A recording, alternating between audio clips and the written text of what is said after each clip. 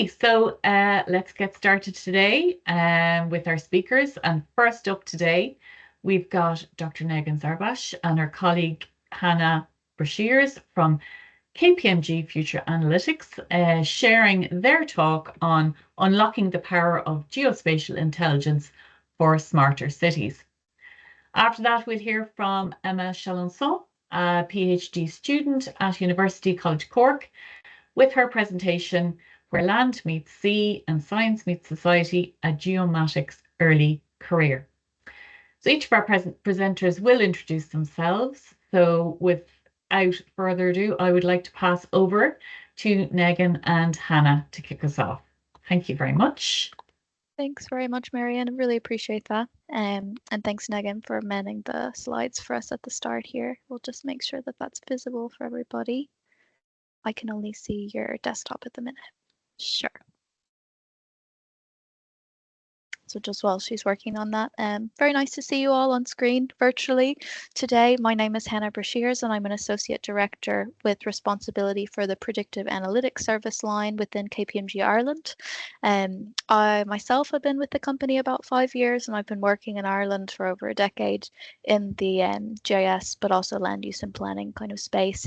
And Negin here is the real star of the show today. She's going to be talking through some of her specific research, but I'm along to give a little hype at the start and tell you a bit more about KPMG and our specific team, just for flavor before we get into the meat of it. So thank you, Negin, appreciate you talking through. So just briefly, KPMG Ireland, as you may know, is a Big Four corporate finance and financial services firm within Ireland. We would have traditionally been responsible for tax and audit services primarily, but the unit that Negin and I belong to is part of our infrastructure advisory team. So we're slightly different animals to the rest of the accountants in the company, but listen, we bring the best of the service to our clients. I'll just kind of mention there are over 3,500 of us working in the Republic. We've got nearly 115 partners and over 600 new joiners last year. So very, very big presence in the Republic. We work across the north as well. And the original firm was started in 1876. We've changed names and locations a few times since then, but really part of the heritage of the Irish market. I might just click on. So as I said, Negin and I work within the infrastructure advisory team. It has 3 components which we deliver to the market. So we're interested in infrastructure and government, which would be large scale kind of procurement of services. Our team specifically is Future Analytics, and we bring that data and land use and geospatial advisory component to the firm. And we also have colleagues in a part of the business called Sustainable Futures, which are really focused on ESG topics like decarbonization and long-term value for companies. So we work quite well together. We've got a lot of engineers and analysts in this space, which are in complement to the financial services portion. Just keep going. So our team specifically has 4 kind of core service lines: regional and urban planning, which would be focused on planning applications and development delivery. Negin and I sit within the predictive analytics line, which is more what you might be interested in, those geospatial analytics, population and predictive analysis, and the visual kind of communication of data outcomes. We also have colleagues who are working with spatial economics, so things like business cases, feasibility assessments, market viability, that sort of thing, and also an applied research team which operates not only in Ireland but also at the level of the European Union and is really focused on things like stakeholder engagement and collaborative outcomes. Okay, I think I may have one more here. Yeah, just our lovely faces. We work with Dr. William Hines, who's the managing director and is specifically responsible for that spatial economic service line, but our team does quite a lot. We're very interdisciplinary and we're interested in the big questions that are at play in the Irish market. Okay, I think we maybe have 1 or 2 more. Our clients span across the range here of the public and private sector. So we could be working with a local council or a government department on the same day that we're clearing market intelligence for a private brand like Flyfit or Duns or Tesco. So we really do work across those scales in the market, and we enjoy it. It's nice to do something different every day. Okay. I think just skip on to the very last one, and I'll just introduce you, Negin. So Negin has joined our team within the last year. She's a brilliant researcher in her own right, having completed her PhD. And what she's really doing is helping us think differently about cities.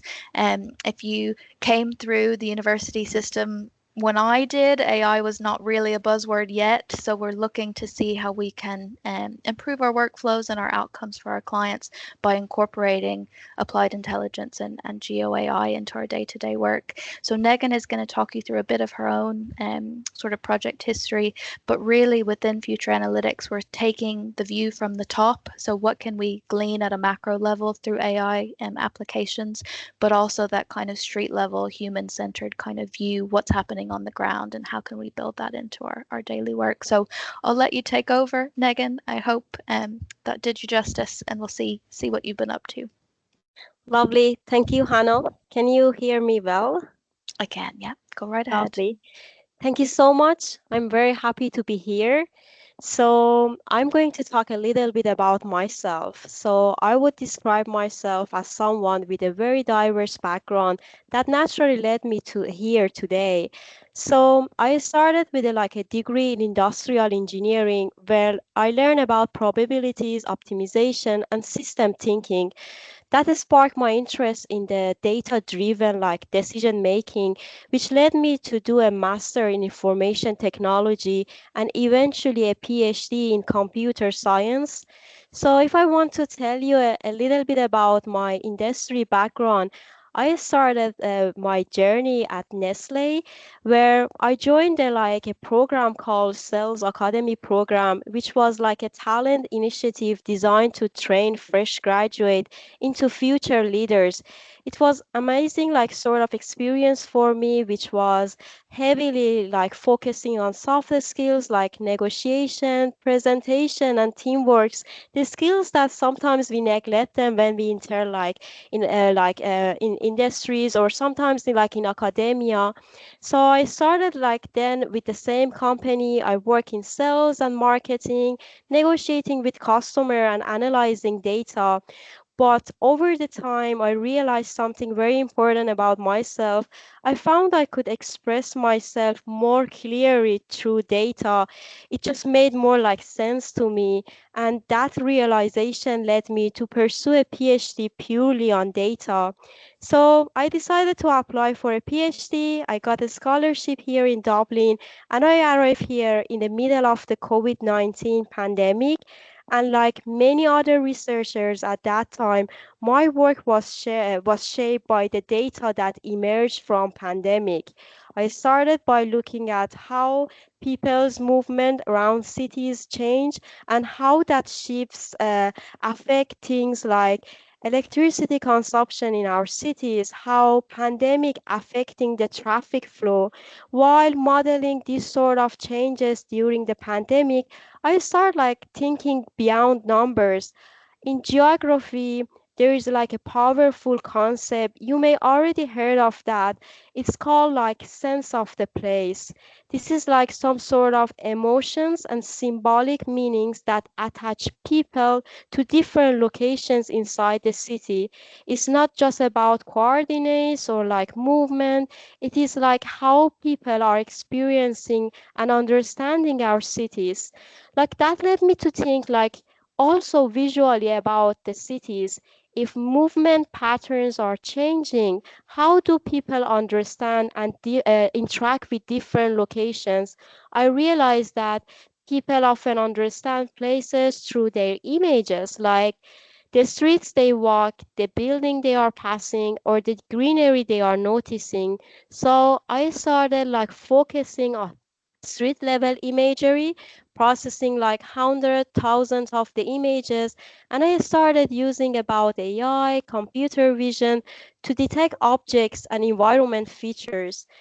Then my PhD become some sort of a fusion between mobility dataset and visual representation of the places, combining how people move from one location to the other location and also how these places are look like.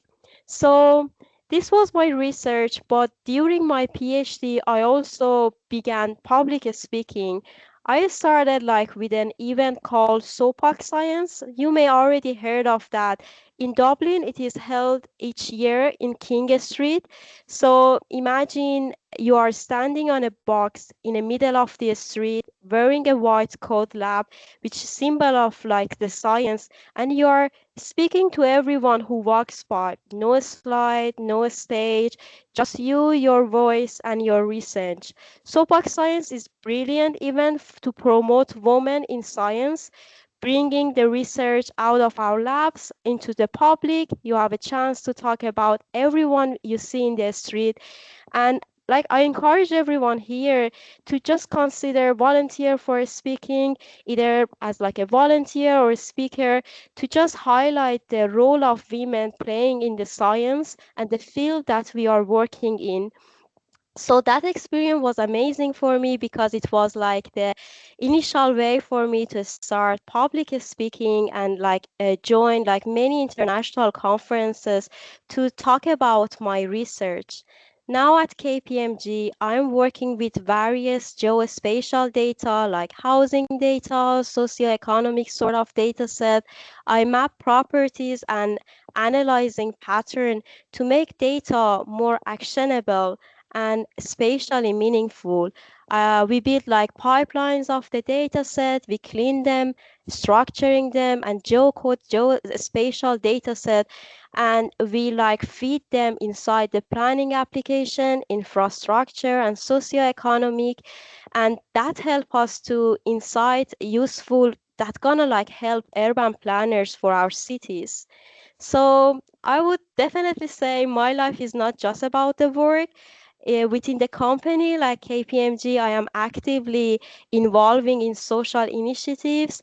I am part of the running clubs inside KPMG. I'm participating in different Paris and multicultural sort of events because I truly believe that inclusion like diverse innovation, and I want to be part of that. So what is standing like? So whether it's like standing on a soapbox or presenting inside a boardroom, I have learned that storytelling is just as important as the statistics. So, and in geospatial, where data meet places, our stories can shape how people are living, moving, and connect to each other. So that was like a short brief of me, what I have done. And now I'm trying to talk a little bit about data because when we are, everyone is like interested about AI these days. But one thing is, which is very important, is that when we have good AI models, we need to have a very good data sets as well. So when it comes to urban planning and geospatial domain, traditionally these data were using like we satellite sort of imagery or census data sets. These are still incredibly useful, but they often like miss some sort of details that we experience from our street level. That's like why I want to like talk about street level imagery today. It's like exactly they capture the view that pedestrians understand the cities through. So it's gonna give us like much more human perspective. We can actually see what people can see. For example, we can see how is the condition of the footpaths, the presence of the bike racks, and how green our streets are. Like thanks to like AIs and a computer vision, we can easily analyze these images at a scale. So today I'm gonna talk about how this technology is being used in practice and how we can support our planners and sustainable goals with these images. So, like, probably I assume like most of us here are familiar with OpenStreetMap. It's like a powerful open source crowdsourced mapping platform. It gives us a starting point with maps of roads, buildings, and land use. But while OSM is very valuable, it's not perfect. One of the biggest challenges we are facing using the OSM is that most of the time they are incomplete, outdated, or even like unverified, And most of the time, it's like lack of the information that we need as like people who analyze this data set.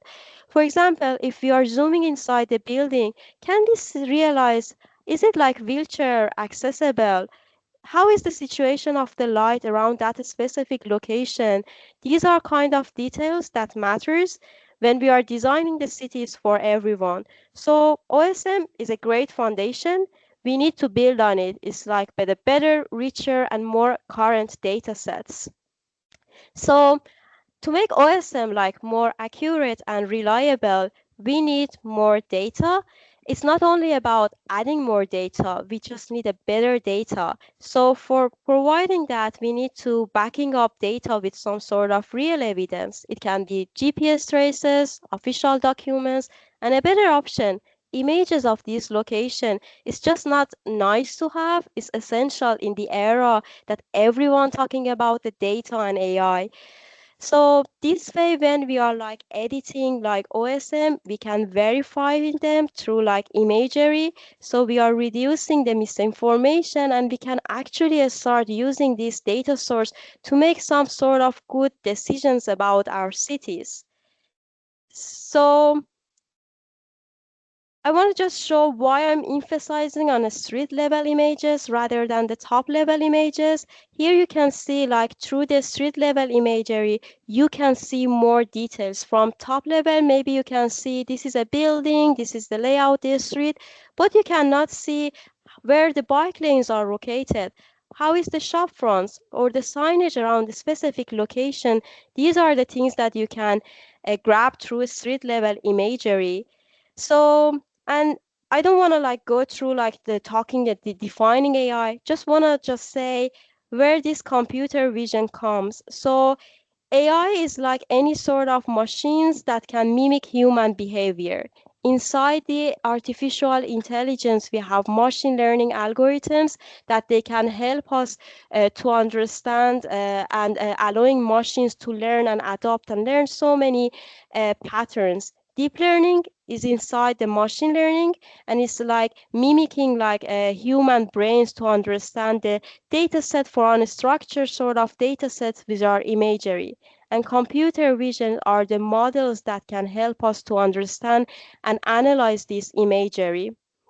So now let's like look at the what computer vision allow us to do with these images that we can collect from our streets. So here you can see like object detection.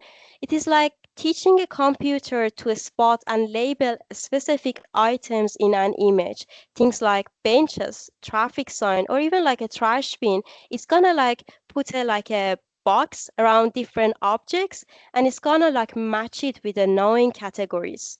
On the other hand, we have like semantic segmentation that it goes a step further. Instead of just putting a boxes, it exactly tell you every pixel of the images.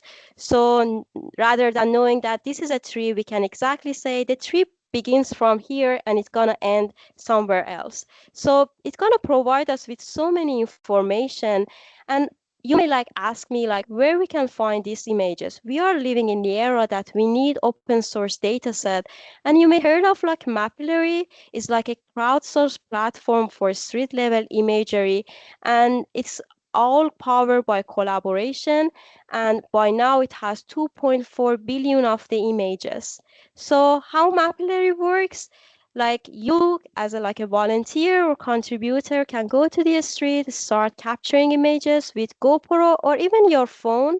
Even when you are walking, biking, or driving, you upload your images on their platform, and then inside their platform there is a computer vision models that going and detect different like objects from our cities. And here you can see a sample. We upload an image and you can detect different objects inside that image. And like now we can see we can improve our expectation from the map. So instead of just saying where the locations are, we can have a better view of where the street signage are, where the trash bins are located. And it gives us like so many sort of view out of our cities. And yeah, I mean, As I talk through this, it might already spark some sort of ideas, and that's exactly the point that presentation is trying to make. Like, street level data is not just about mapping, it's about making our cities like safer and smarter. For example, we can use this imagery to map manhole locations in cities. That's gonna help like cyclists to avoid dangers, but it also, if we know like the depth and condition of each one, we can classify them by priority, like tier 1, tier 2, or tier 2 for different city council, or many other applications that you may like start thinking after seeing these images and how AI can help us. And I just want to wrap up. Like street imagery give us something top-down data simply cannot. The details and context of everyday life. And when we combine computer vision with the street-level imagery, it becomes a tool for better planning, safer streets, and more inclusive cities. As I have shared today, this kind of data sets open up so many possibilities for us. But to really unlock this potential, cities need to invest more on modern data ecosystem, ones that are dynamic, visual, and powered by AI. That is how we move from static map to intelligent, responsive urban environment. So let's like rethink how we see our city, not just from the above, but from the street where the real life happens. So thank you, everyone. That was my presentation. We are open for any sort of question that you might have.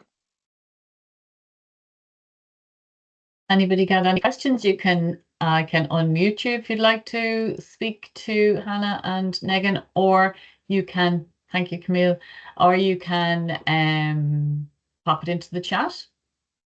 Anybody got anything they want to ask? Oh, Theta. Okay, Theta, I'm going to unmute you and let you ask your question if I can. Can you unmute yourself? Yeah, sorry, it was too long to type or very convoluted. So yeah, thank you so much. It was a very interesting talk. I actually was like, you know, the soapbox thing. I feel like I need to do that for here in Galway, something like that, initiate that. But anyway, the question I have is a little bit different. So we were internally talking about street view maps in our own, you know, manual checks for some of the output from automated workflow. My question is, how different are like Google Street View maps versus the open OSI OpenStreetMap? How are they different and pros and cons? As from the user side, I only know like, okay, I only use Google Maps Street when I have to go somewhere, you know, and look at the restaurant or things like that. Yeah. So I would say that's a very interesting question. As you know, like Google is like a commercial sort of like company, so their data is not free. So even if you open Google, it's gonna give you only the latest pictures from a specific location.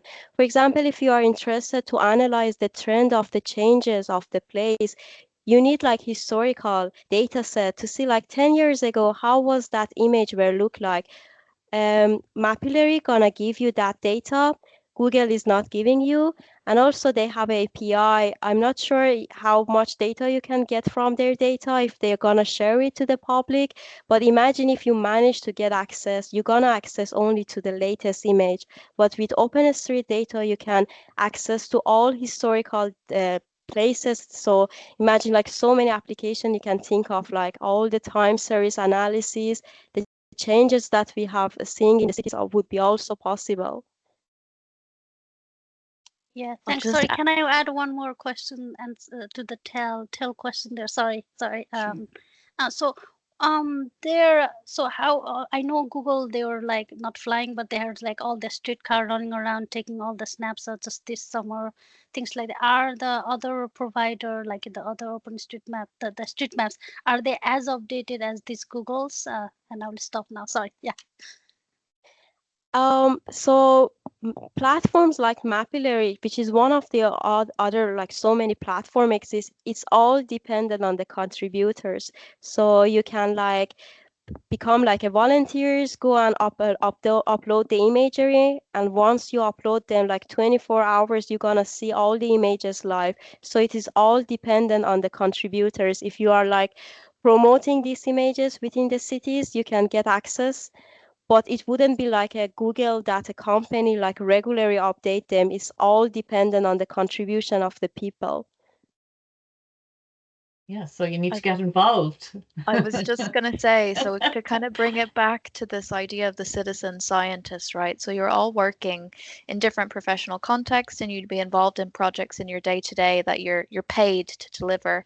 But when you start to get excited about the maturity of a data set, or how something might grow, it kind of comes to you then to say, I'm going to invest in this product. I'm going to try to be part of the solution. And I'd really encourage everybody on the call to think about what can you do as an individual as well as in your professional context to improve the industry. And this is one really great and easy way to do it. Get involved in the development of those open source platforms and contribute your own views, make them better for everyone. Exactly, give it back, you know. One more question here from Dara. For the open source Street View style data, do you need to perform your own masking of personal identifiable information, or is it already done, i.e. faces and license plates, etc.? It's very interesting work. Yeah, like once you like upload your images, it takes like a day to be like viewable to everyone. So that is like something that like the mapillary company do it. They're gonna blur all the faces and like the plates. So that is that way like we are preserving the privacy of the people inside the cities. Yeah, this is happening through like their platform. Okay, that's very handy. That's great. So there's no liability if you forget something. That's great. That's wonderful. Thank you very much. And if anybody has any further questions for Negin and or Hannah, you can still pop them in the chat. But for the moment, we're going to move on to our second speaker. Emma, are you ready to rock and roll there? Yes, Thank I think you. so. Thank you. Can you see my slides Yes, properly? And can we you hear can me indeed. properly? Okay, Thanks. perfect. Thank you. Okay, then I'll get started. Good morning or afternoon. I'm not quite sure what to say at that time of the day. My name is Emma Chalençon, and I'm delighted to have been invited as a speaker in this webinar series. I've listened to many of them over the past year, so it feels a little intimidating to be on the speaker's side today, especially as I think I'm the first PhD student who has been invited yet. So this might mean that my talk will be a bit less formal than others you've heard before, but hopefully it will also bridge the gap with students that might be attending or listening to that talk. My presentation is entitled Where Land Meets Sea and Science Meets Society, a Geoinformatics Early Career. It might sound a bit enigmatic for now, but I hope it will make sense once I share some context about my background. But first, I'd like to introduce the academic wheel of privilege. I don't know if you're familiar with it. I discovered it this spring, and I think this is a great tool. It's a reflective tool that visually maps different axes of social privilege and marginalization in higher education or academia. I think it's a great tool to help researchers and students critically examine how structural advantages or disadvantages operate in higher education. And I find it particularly valuable for self-reflection and situating yourself. So today I'll give you an overview of my early career and some challenges and some successes, but these need to be considered in light of my own privilege. And so I'll place myself on this wheel for you. I speak today as an early career woman, the first in my family to earn a university degree, but also as someone who's white, with a European passport, neurotypical, able-bodied, and with funding for my PhD. So now that you have this background, I'll go through my early career background. I grew up in France, in the Jura Mountains in eastern France. And from high school onwards in France, we are asked to choose between different pathways. You have to choose between social science and natural science. I remember being torn already. I was good at math and physics, but I also loved history, literature, and philosophy. I chose social sciences, and I still recall some teachers saying that I would regret it, that natural sciences open all doors and social sciences might not. Um, After finishing my Living Cert, I still didn't know what I wanted to study. So I was curious about everything, and that's why I chose a multidisciplinary path. I'll spare you the specifics of French academia, but in this multidisciplinary path, I discovered many different subjects in their academic form, and I eventually found geography. And geography felt like the answer to all my struggles. It's a crossroads science where social and natural sciences meet, where sociology and economics intersect with climate and landscapes. This is a place where science meets society. I graduated in history and geography and started my master's as an Erasmus student in UCC in Cork. And here I discovered that geography also included coastal and marine geomorphology, coastal management, remote sensing of the ocean, and land was meeting the sea. I returned to France to finish my degree, but the Cork vortex pulled me back. I returned for my final year internship, working on satellite-derived sea surface temperature data at the Marais Research Center. And later I was offered a research assistant position, and I worked on an ESA project called Baltic Plus SEAL, where I was working on satellite-derived altimetry. After that, I joined back the geography department on an EPA project that was where I worked on mapping wildfires in Ireland from Sentinel-2 and Landsat-8 satellite imageries. And that I did that for 2 years.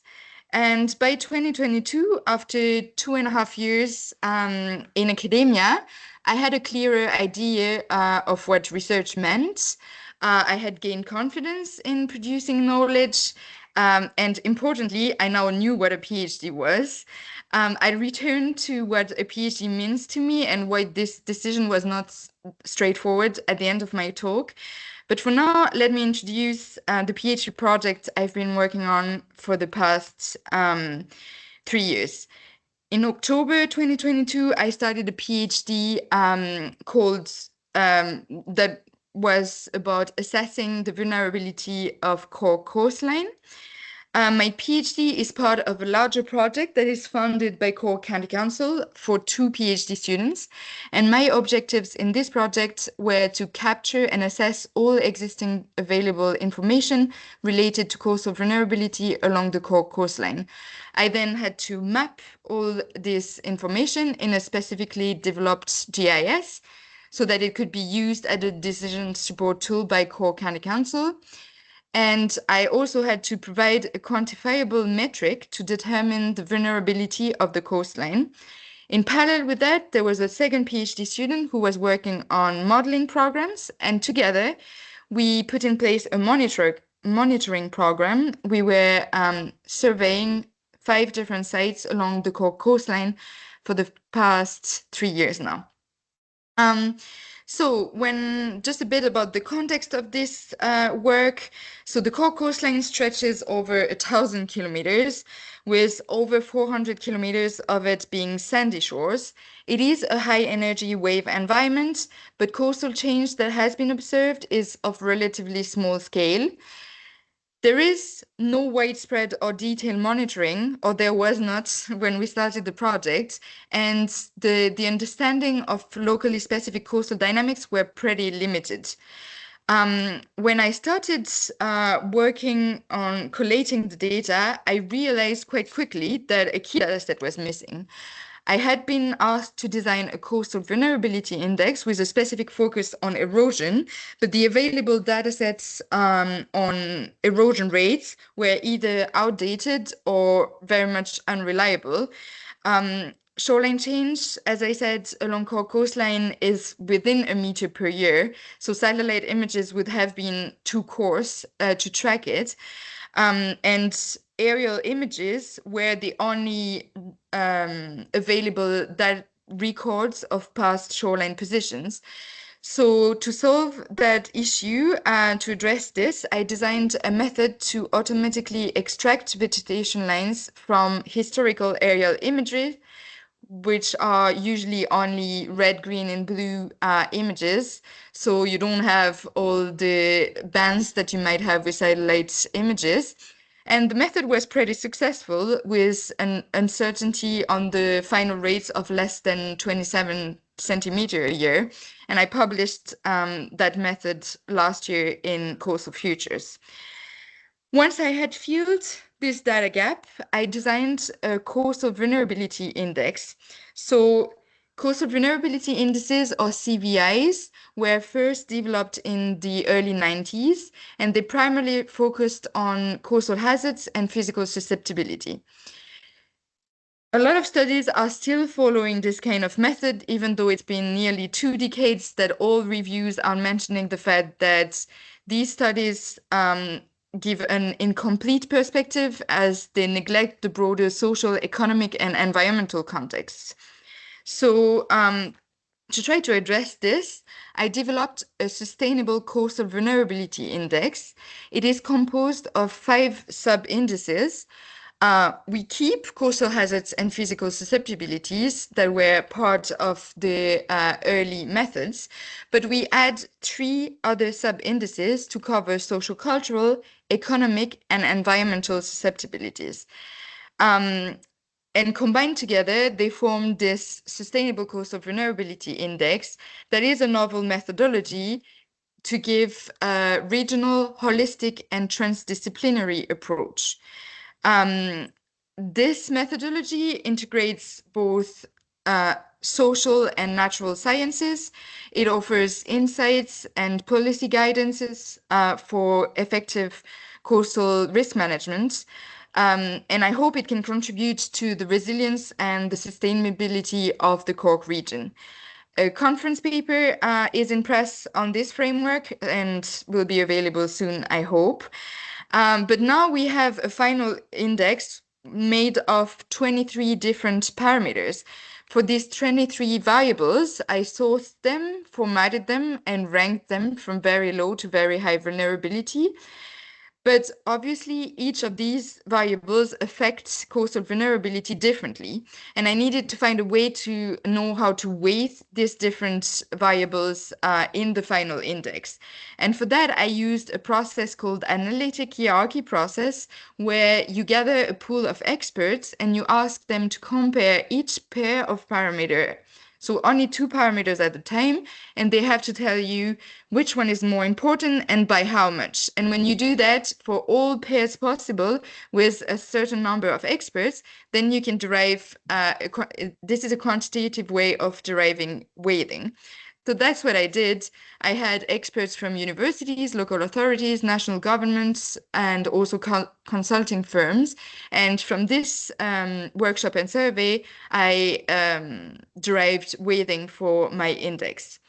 The last part that needed to be done then is to conduct a sensitivity analysis to test the robustness of the index and see how each of these methodological choices that I made affects the final results. I'm not going to go through the statistics of it with you, but going through a robust sensitivity analysis gave me the confidence in the results that I now completed for the western part of Cork coastline. I'm still waiting for some data sets for the eastern part, but that should come very soon. And I have a paper under review on this method and the application of the Sustainable Vulnerability Index. At this stage, every 50-meter cell along the Cork coast has intermediate metrics. quantifying here, you can see the coastal hazards, the physical susceptibility here, and then the social cultural, the economic, and the environmental, and then combined together, they form the final sustainable coastal vulnerability index. As I mentioned before, in parallel, I also set up a monitoring program. So since June 2023, I have been surveying 5 sites along Cork coastline.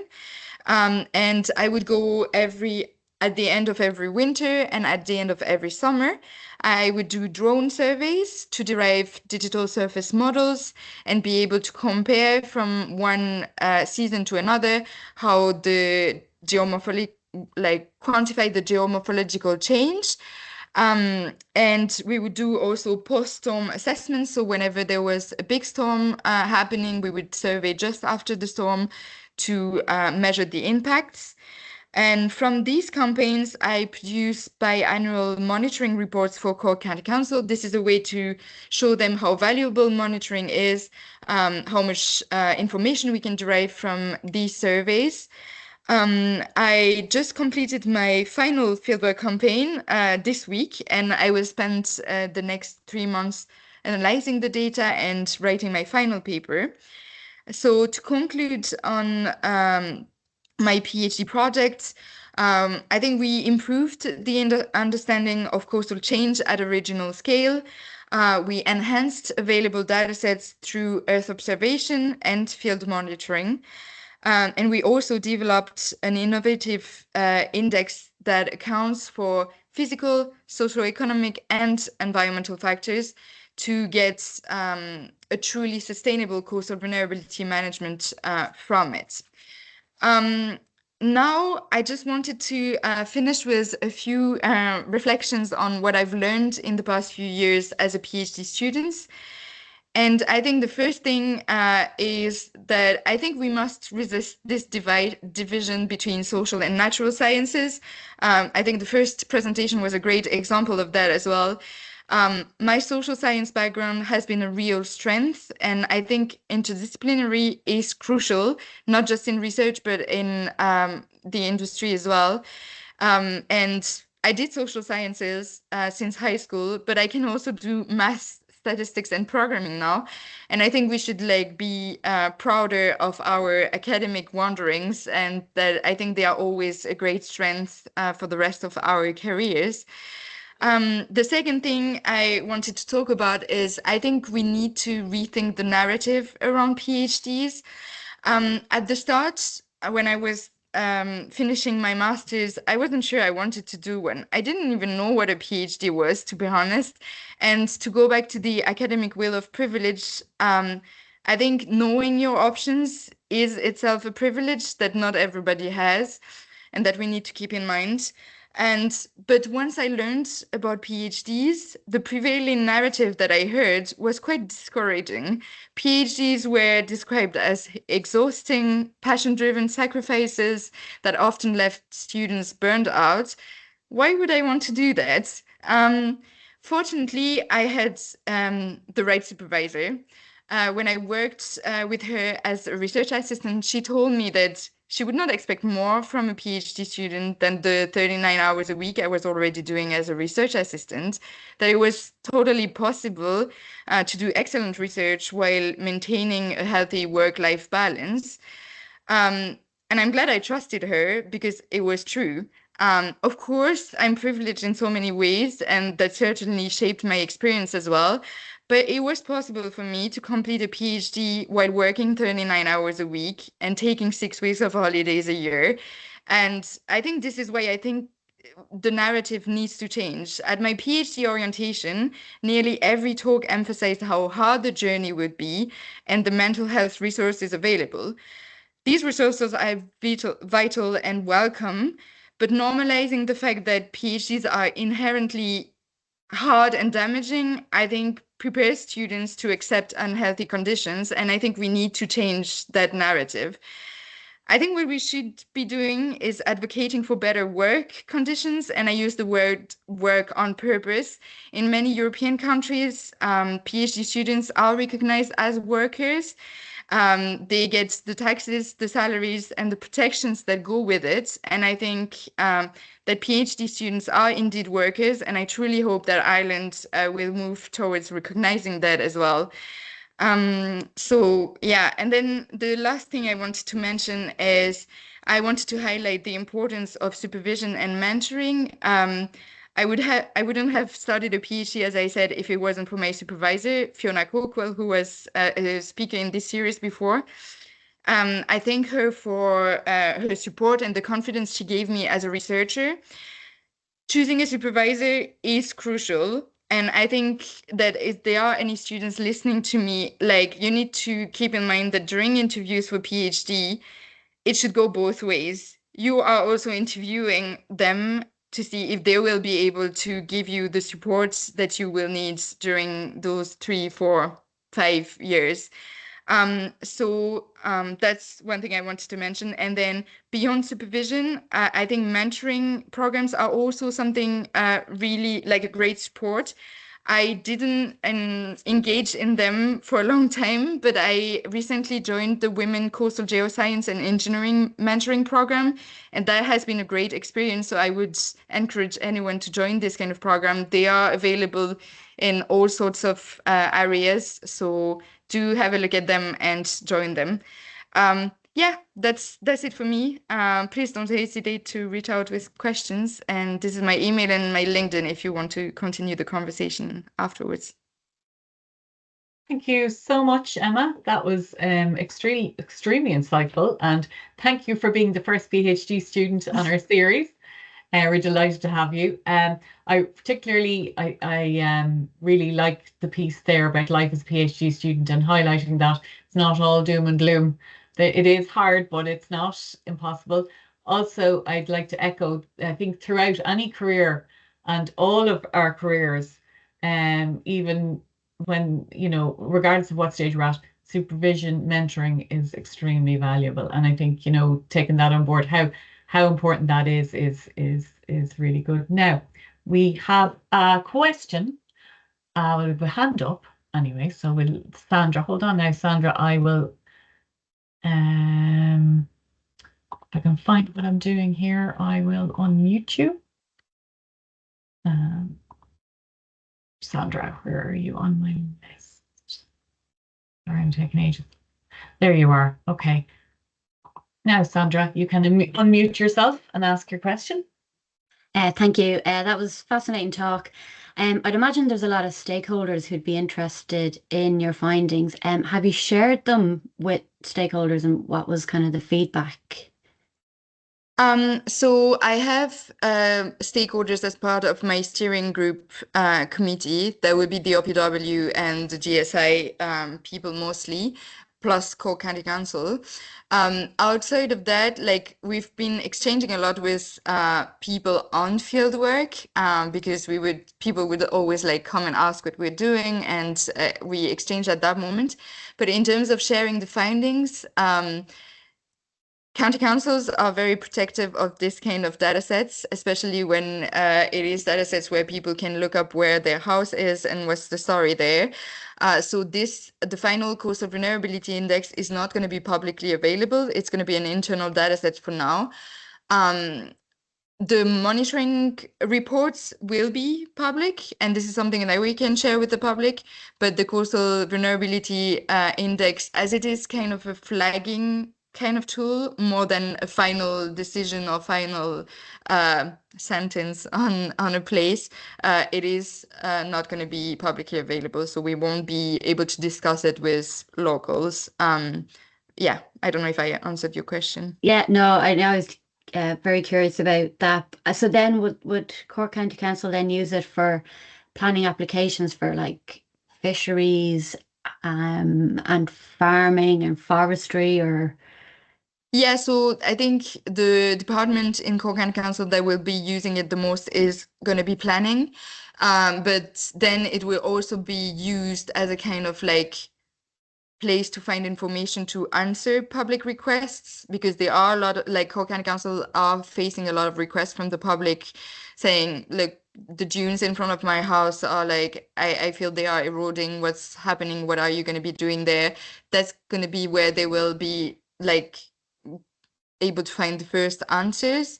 And then it's also going to be supporting funding application to the OPW for coastal protection or further studies. So it's more going to be kind of, as I said, a flagging tool so that they can further investigate areas that are showing up as very high vulnerability. Yeah, I Brilliant. think risk. Thank you. Sorry, Sandra. Yes, I think in risk management, you know, even just even if it's literally remedial works, what's the high risk areas, whether it's with OPW or the other stakeholders. I think it's a very useful tool, because even to see, you know, how much damage is done post storm, because we've more and more storms. Storm every 5 minutes, you know. So just to see, you know, is there any correlation there in terms of how much damage is done each year because of storms, or never mind the, you know, the sort of other risks. Very good. I have another question here, Emma, from Dara. Did you get the chance to collaborate or build on work done by Cherish program or the Discovery program? They did some surveys of coastal areas after storms. Yeah, so I remember having a look at that project when I started mine. I think so their focus was on coastal heritage, and cultural heritage is part of the variables in my coastal vulnerability index. But I don't think if I remember well, I don't think they've done any work on the Cork coastline. That would have been more like on the Dublin coast. I think if I remember well. So we didn't build on these data sets, but yeah. Yeah. Okay. Very good. Thank you very much. If anybody has any questions, we just have a few minutes left. 5 minutes telling me now we've left the meeting. So yes, I have just a general question for Negin and for Emma. And it's like, I suppose it's sort of one of those generalized. What excites you most about the future of geospatial science? Is it all about AI? Or Negin, do you want to start? Yeah. You're muted still. Yeah, perfect. Yeah, perfect. Like nowadays, like everyone likes to talk about the AI. We are sometimes like seeing ourselves forgetting about like simple automation procedures that is like simply solve our issues. Like sometimes you like hearing that people like getting these black box big models to solve a very simple like problem that statistical model gonna solve it. So like although this is very interesting sort of areas, but still we have like other sort of data sets, other sort of models that gonna help us. But I would say like the thing that gonna change this domain would be generative AI. So all of us here probably work with Gen AI models like ChatGPT, Copilot, Gemini. But what the thing that gonna change this, it would be like generative AI models for geospatial domain. If you like, and the main reason is that geospatial data have like two dimensions. They are spatial, they have like a temporal aspect simultaneously.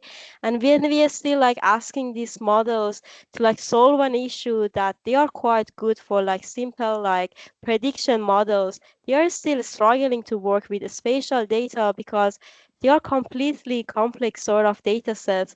And I would say like the way forward would be like thinking of and training these models to see like planning application, human mobility, street level imagery. So these models would be able to answer our question, our geography's questions, to know how the trends are inside the data. And this wouldn't be possible with like developing our own Gen AI sort of models. Emma, have you anything to add? I haven't worked much with AI in my own work, to be honest. So this is definitely something that I will have to get more familiar with in the next few years.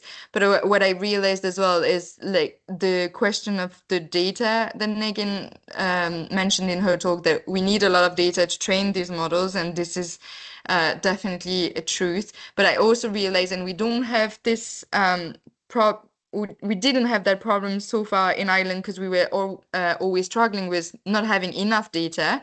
But I think in the last few years now we are producing a lot of data. And it's the same in France. There is a lot of data available. And now it's also what do we do with it? And developing in research, we're really good at developing a lot of data, developing a lot of methodology, but then we're not very good at applying them, or because I think there is already like so much to do with the methods that are already developed and the data that is already there. So I'm very much excited to just use what's there already and see what we can do with that. You're muted, Marie.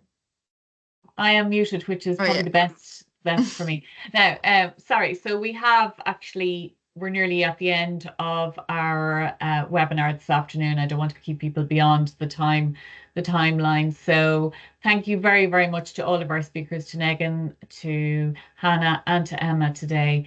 We really value your time and insight. I think everybody here has very much enjoyed what you've had to discuss with what you've presented on today, and some nice questions as well. Anyone who would like to follow up, obviously, with Negin, Hannah, or Emma, please look them up on LinkedIn and get to know them and connect. Also, I just would like to say that I put a link there to the Arlogi LinkedIn in the chat there, because Arlogi are going to have a fireside chat tomorrow that you can sign up to, and it's, again, I suppose it's meeting sort of, or it's similar to some of the themes today. It's geospatial meets AI ML. Okay, so it's going to be Bruce. I think Bruce is on this webinar today. Bruce will conduct a fireside chat with Michael Skrinny from UCD DCU. Excuse me, DCU from School of Computing.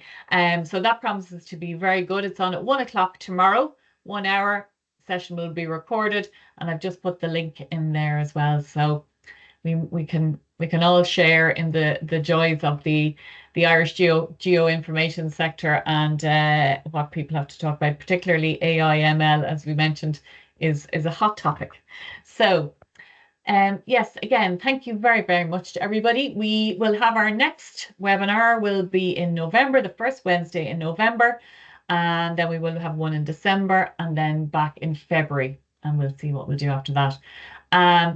Thank you very much to everybody, and for coming along this afternoon, and enjoy the rest of your day and the rest of your week, and we'll chat to you soon. Thank you very much.